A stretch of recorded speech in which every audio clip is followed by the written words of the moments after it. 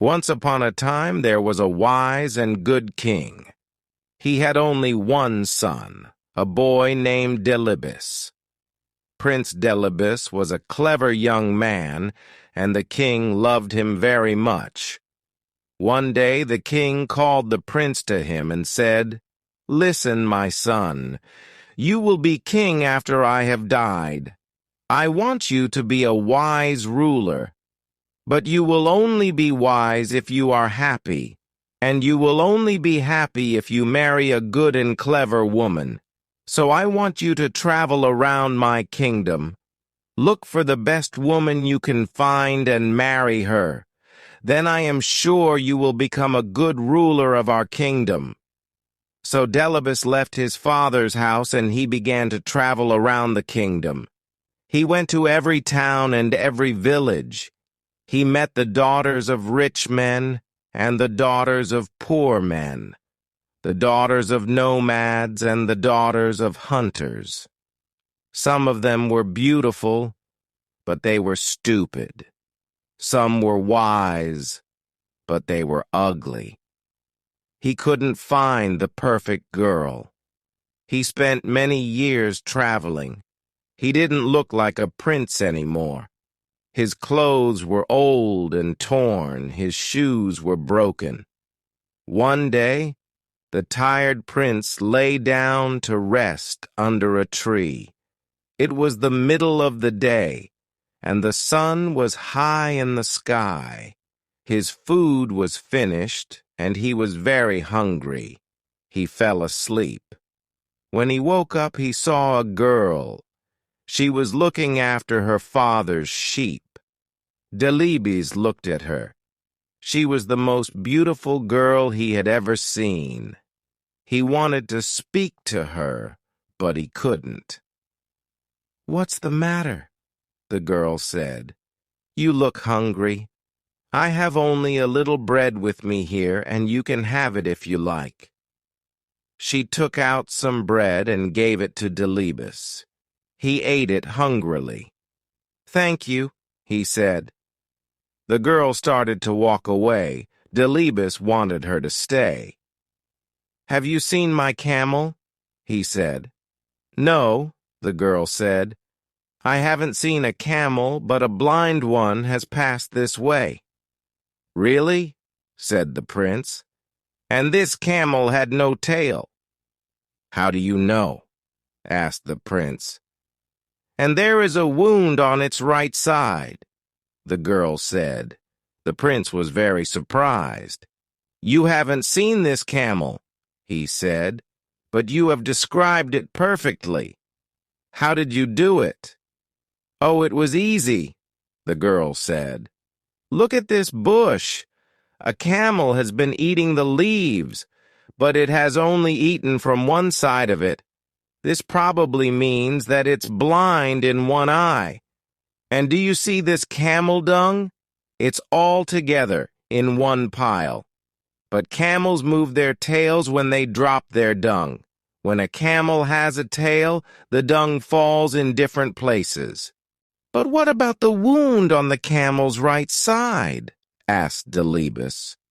"How did you know about that?" "Look here in the sand," said the girl. "A camel has been rolling here, but it has only rolled on its left side. This means that its right side must be wounded." "I found the girl I'm looking for at last," the prince said to himself.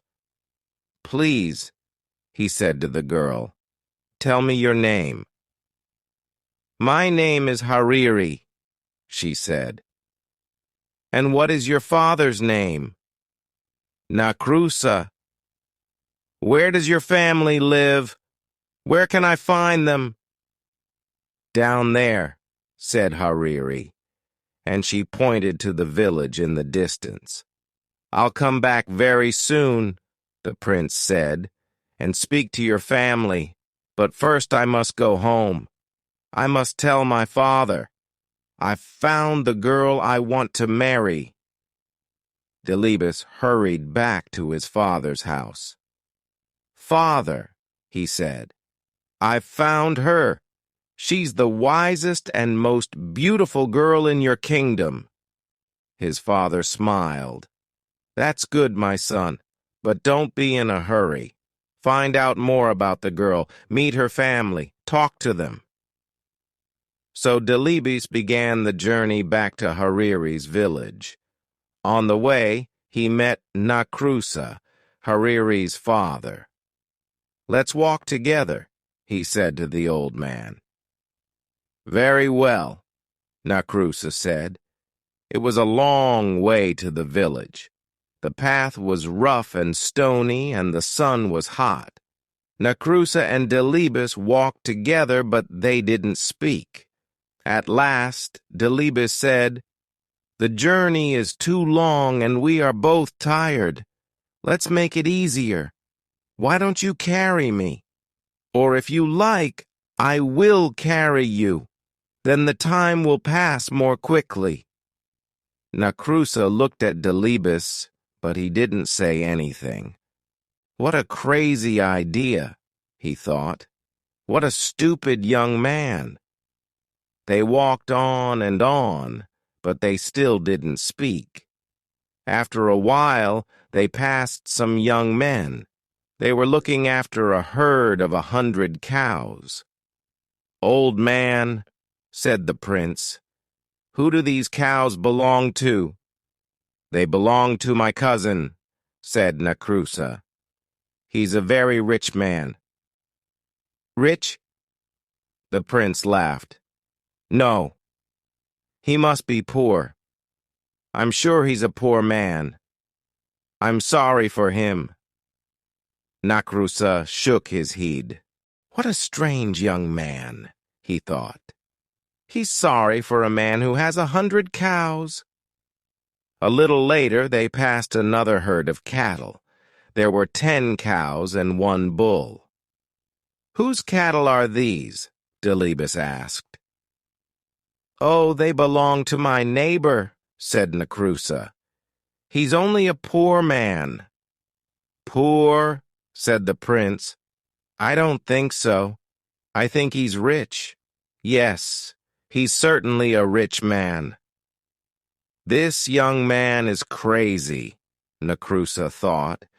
They walked on and on over the hills until they came to a valley. There was a field of wheat in the valley. It was already yellow and ready for the harvest. "Is this wheat free so that travelers can eat it?" asked Delibes. "Free?" said Nakrusa. "What do you mean, free? Of course it isn't free. It belongs to the farmer." "I don't understand this boy at all," he said to himself. The sun was going down now. It was nearly evening. At last they could see the village in the distance. Some people were coming out of the village. They were carrying the body of a dead man. They were taking him to the cemetery. "Who has died?" Delibes asked Nakrusa. "Who was this man?" "He was a good old man," Nakrusa answered. "I knew him well." "And will his name be buried with him?" asked Delibes. "Or will his name live on?" How stupid, Nakrusa thought. The poor man is dead. Of course his name dies with him. It won't be used again. He said nothing. He walked on towards his house, and Delibes followed him.